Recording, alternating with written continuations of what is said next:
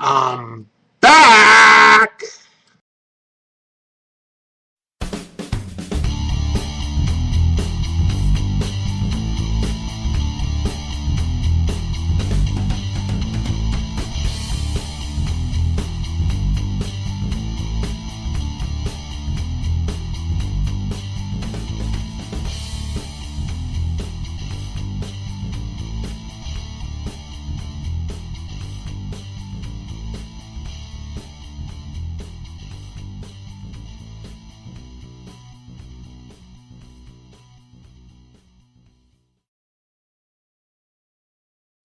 Hello out there world, it's the Rant Man. Back once again to do another show. Today's topic is going to be modern day radical feminism. And what do I mean by modern day radical feminism? And what sets it apart from regular feminism? Well, let's delve a little bit into the meaning and some of the history of feminism. Now, the word itself, feminism, comes from French philosophers Charles Fourier, hope I'm pronouncing that right, who's credited to have originated the word in 1837. Now, feminist theory, which emerged from those feminist movements from the 19th century, aims to understand the nature of gender inequality by examining women's social roles and lived experiences. Out of those came a lot of good. Unfortunately, like most movements that gain a lot of influence and power, it tends to be abused, almost like any other group, and it tends to be manipulated to benefit one end of society over the other. What am I talking about when I say this? I'm talking about certain, and to get out of the way before I say anything else, I know that it's only certain groups, certain individuals that kind of, like, you know how they say that it's only certain apples that spoil the bunch, certain rotten apples that spoil the bunch. But still, it has to be talked about, because these same apples that supposedly spoil the bunch, unfortunately, they get a lot of following, and they do influence a lot of people in negative ways. One of these, and feminism has done a lot of good for women, but it's got to be specified. It's for women. It's not so much about equality as to redress some sort of inequality that, for some reason, even after over 100 years of the supposed feminism, feminists keep saying that there's a ton of inequality, and they talk about something called the patriarchy, which, from my understanding, basically what it is, it's the ideal that women lived in this man-controlled world. Maybe I'm just simplifying it or oversimplifying it by saying it like that, but it's this ideal that women lived in this man-controlled world, and it is still the man-controlled world that where almost everything benefits men, and it's like many groups and individuals, it's pretty much almost the only way that these sort of philosophies keep on surviving, by playing, uh, playing up as being the victim, um, no matter how much power and influence they have. It's kind of like the rich corporate groups that keep saying that they're still paying too much tax, even though um, uh, American, the structure uh, of taxes, it's pretty much almost done for their benefit, but but they still complain because in the end they want it lopsided one way. Same with feminists, at least modern day feminists, um, who still see this issue as women are oppressed, and this is still a patriarchy, and women have little say or control over things, um, and unfortunately it's very hard to um, argue or address this with feminists or with modern day feminists, because every time you try to argue with them and point to them how it really isn't, it's more modern day American society is more discriminatory against men than it is against women. I mean, walk into any court where a decision is being rendered on the custody of a child, or or any issue that addresses a father's rights, a father's right against mother's right, and 90 to 95% of the time, more or less, it's just, it's a lot of people just see it differently, but 90 to 95% of the time, the courts seem to um, benefit women than they do men. In spite of this, and in spite of more and more laws made to address hate crimes, and to address sexually driven crimes, and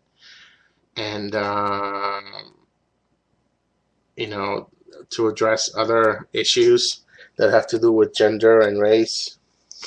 In spite of that, and don't get me wrong, stuff like the Rubenville rape case, it's clearly,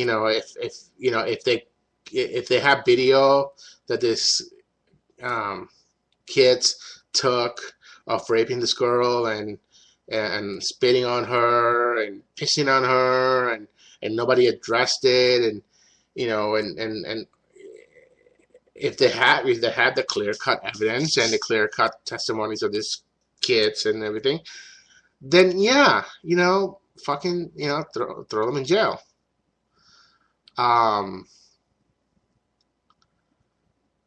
But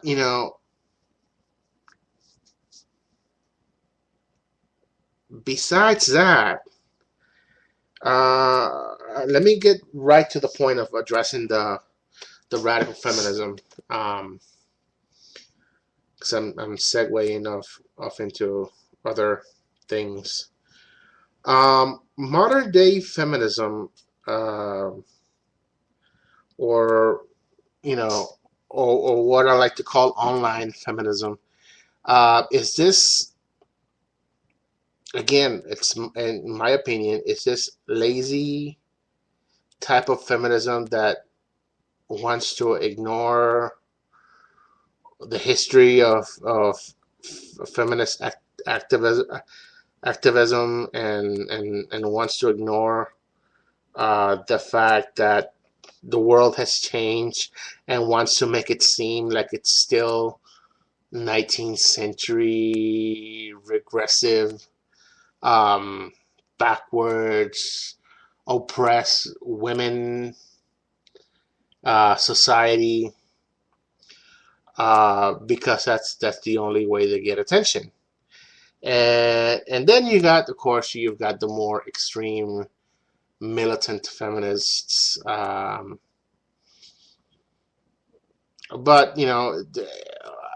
the ones that you find online a lot of times are just trolls.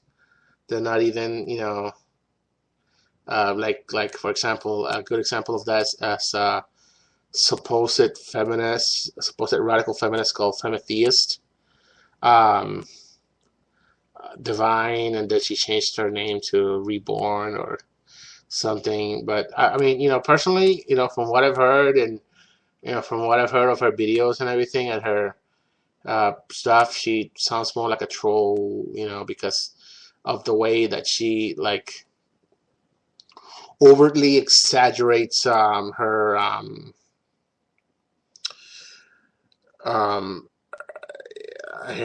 viewpoint, and makes up like this, outrageous, puts up this outrageous things like National Castration Day and and stuff like that. I mean, it's clearly incendiary, type of language to um, cause some kind of reaction. I mean, it's really obvious. But besides that point, there's other feminists like uh,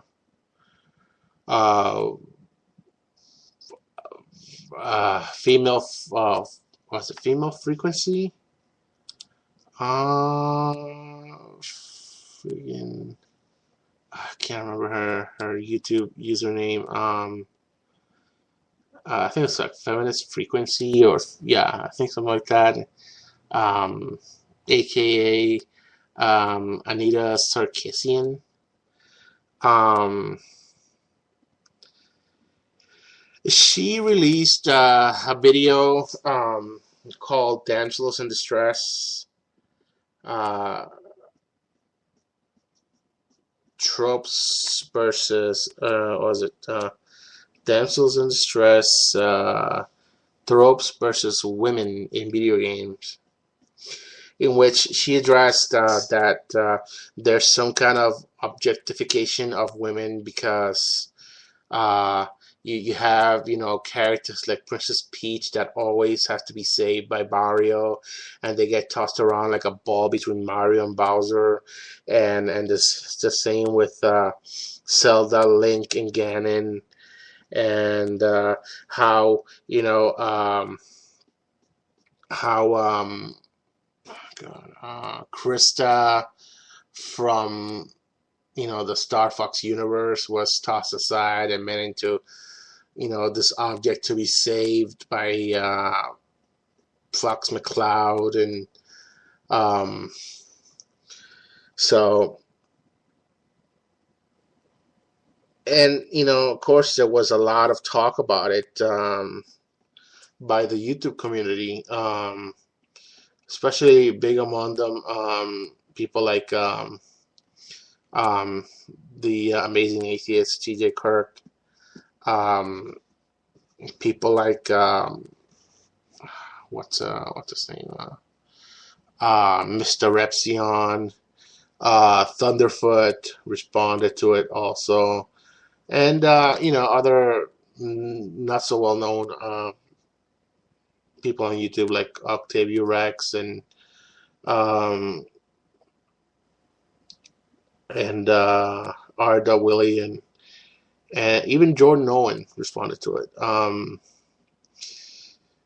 And my opinion on this, and I've seen, for the most part, I've seen the video. The my problem is not her opinion per se, of the um, of the idea that um, Princess Peach, and before her, Pauline, and Zelda, are being objectified. That's not my problem. My problem is that A, she gathered $160,000 to supposedly do this research, which, in my opinion, I don't see why it would take $160,000 to do any kind of research on something that would cost her no more than, at best. I'm assuming, because I've done research on other stuff myself, because I used to debate a lot religion. So I understand, the nature of research, especially, if you want to prepare to talk about something, and you want to kind of look like you know what you're talking about, which I understand people are gonna say, well, you still don't seem like you did much research in doing this, and that's true. I didn't do much research in doing this. A lot of it is my own point of view, and from what I've seen of her, and from what I've seen of her detractors. But there's 2 points in just talking about this that I want to make clear. Yeah, there's obviously some objectification of certain female characters in video games. A lot of people don't argue that. My problem is with supposed radical feminists like these is, A, like I said, Sarkisian gathered all this money. And even that I don't have a problem with. I mean, if people wanted to give her money, then that's fine. My real big beef with her is the fact that she's acting like almost any feminist on YouTube acts. She puts up videos, disables comments, disables ratings, and even, as TJ pointed out, she even disabled stats. I don't know what that's about, but... And then, when anybody brings this out, she, of course, like almost every single modern day radical feminist, she claims victimhood, that she's being attacked, that she's being flooded with rape and death threats.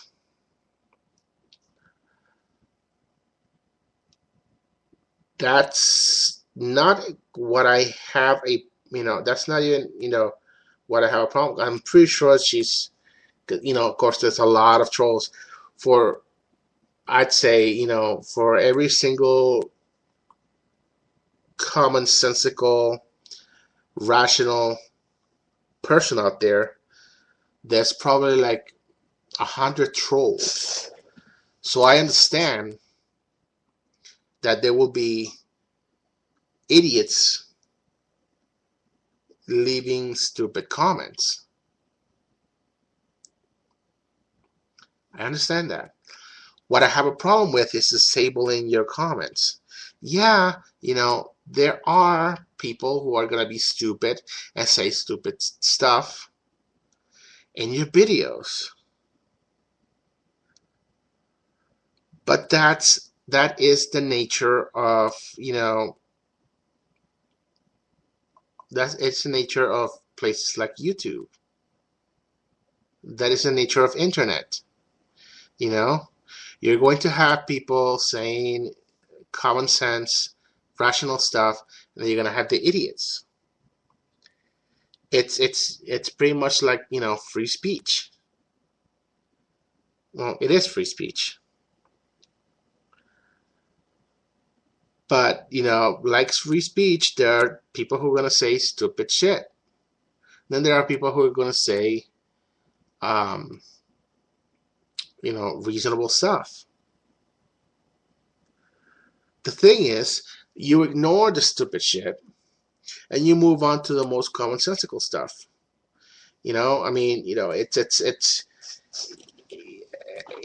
It's real easy to say that you're being attacked and disable comments, and yet hide behind this wall of I'm being attacked, so I have to shield myself. It's very easy to say that, and it actually it kind of contradicts with her ideology that women are being objectified, and they're being made to be this weak females that these weak beings that can't defend themselves, while hiding and portraying herself as this weak victim who can't defend herself. I mean, it's one thing that someone comes at you with intention and a weapon, coming to do you harm. Then there's somebody who writes something stupid on a YouTube comment. You have control over who comments on your video. If you don't like the comment, guess what? You block that person, and that person can't comment again. It's just plain laziness on her part to just go on there and say, well, I don't want to have to deal with these trolls, so I'm just going to disable my comments and disable my ratings. What does that accomplish? I mean, you're no different than the religious fundamentalist trolls on YouTube that put videos and then disable comments and ratings. You just don't want to be challenged. You want to put out your ideology out there, and you want to be shielded from all criticism. That is intellectual cowardice on your part. You don't want to, you want to say stuff and you don't want to face the consequences of it. That is cowardly. And if anything, you owe it to the people who shelled out their money to you. You owe it to leave open discussion, because when you close out the discussion and put a shield around you, what you're saying is my ideas my ideas and opinions are so weak that they won't stand up to scrutiny. I know I'm repeating the stuff that TJ, Mr. Repsian, Thunderfoot has said, but it bears repeating because, it's just typical behavior of cowards. And I know I'm probably going to get attacked, and people are going to say, well, you're attacking her, and you're not contributing to, anything. You're just being a bully, attacking her. But, but it's fact. It's fact. When you can't back up what you say,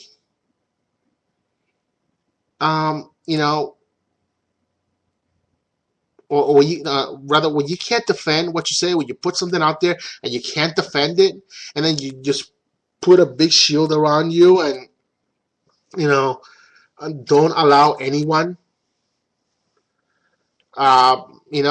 It's just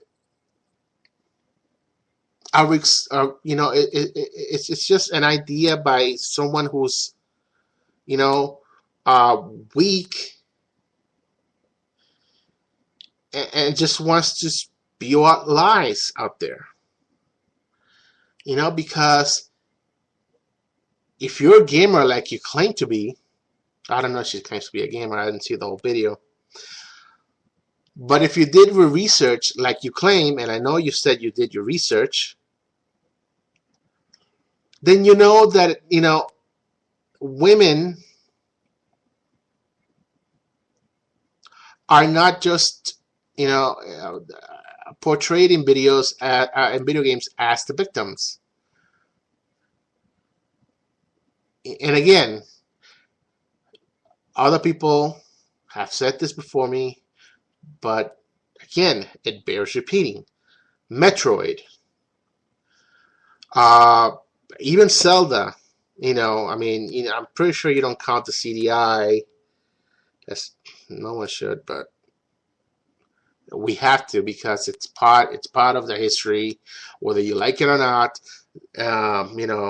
Zelda's Adventure on the CDI is part of it, even if not even Nintendo wants to admit it.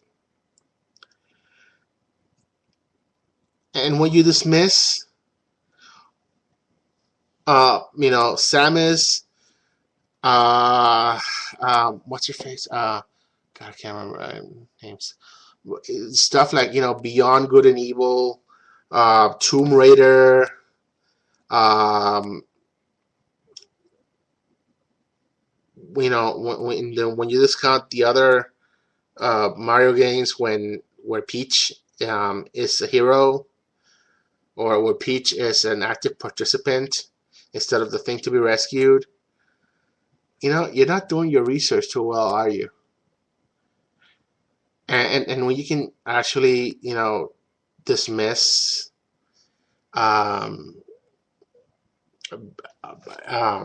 games that are designed by women. Worst.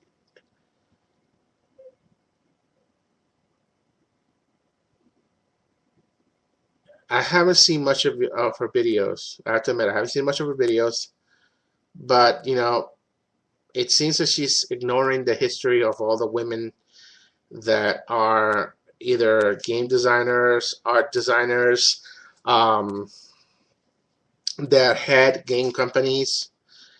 I know, because that was my would-be, that was going to be my would-be profession in game design, because that's what I was going for. But, well, so I'm out of time, but real quick, I might make a second part of this, because there's so much to talk about. This is not the end of it. A lot of people are commenting on this, and a lot of people are commenting on other stuff. And I will be back soon enough with another part to this. Until then.